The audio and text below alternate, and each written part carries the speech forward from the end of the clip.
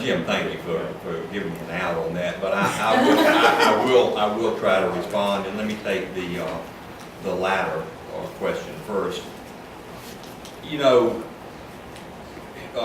Hillary Clinton and then Senator Obama went pretty deep into their primary season in 2008. I think it was Hillary Clinton didn't concede until June, I believe, late May, early June. June. And the Democrats came together beautifully, even though I'm sure the Clintons were mad at the Kennedys and all this stuff. But they came together and just won going away. I hope, from my political perspective, that will hold true for the Republican candidate as well.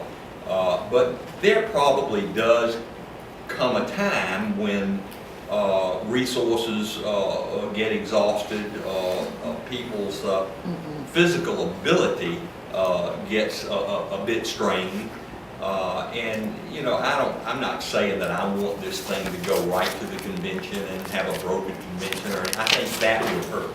But I think if we're talking over the next several months, possibly, maybe even up until the Texas primary, that whoever is the ultimate Republican nominee will be fine.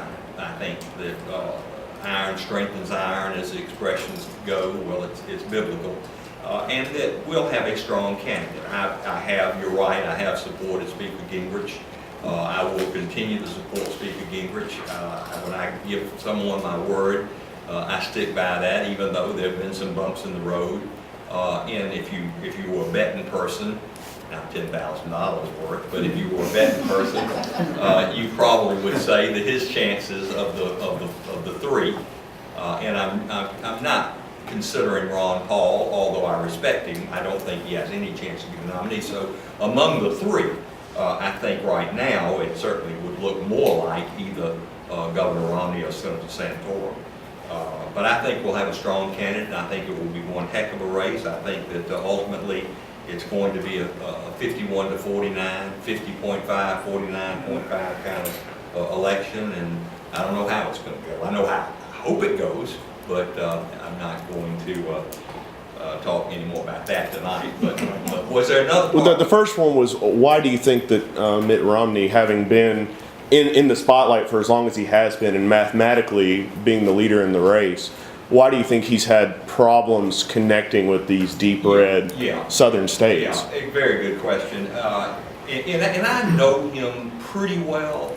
I don't run in those circles, but I do know him. I supported him last time, and I supported him early on, a year and a half out. I was on the Romney team. I wasn't a surrogate for him. I certainly didn't travel with him or anything like that. This time, of course, I do consider Newt Gingrich a native son. He represented Georgia in the Congress for 20 years, got his degree from Emory, his undergraduate degree in history, same time that I was at Georgia Tech. We didn't know each other. But I have a lot of respect for him. But the thing, your question in regard to Romney is that I think he has trouble connecting with the common man. He can wear blue jeans all day long. He can have an open collar shirt and roll his sleeves up, but he's not as, I don't think he's quite as friendly as, say, a Rick Santorum or Newt Gingrich in regard to being able to communicate with the guy on the street, the gal on the street, well, that's not a very good expression, the blue collar people in the country, and I really believe that has hurt him. I think he's gotten a lot better at it. He's got great ability. There's no question about it. He's a strong businessman, but he's blown away 6 of his opponents, and now he's down to the last 2, if you will. So it gets tougher. I mean, it's the same way in a political race, or at one political level to the next, to the next, to the next. The competition just gets that much stronger. But I don't think I'm taking anything away from Governor Romney by saying that he is not as much of a regular guy as, or gal, if the case would be Sarah Palin, in regard to communicating and relating to people. He struggles with that a bit. All right, that's enough.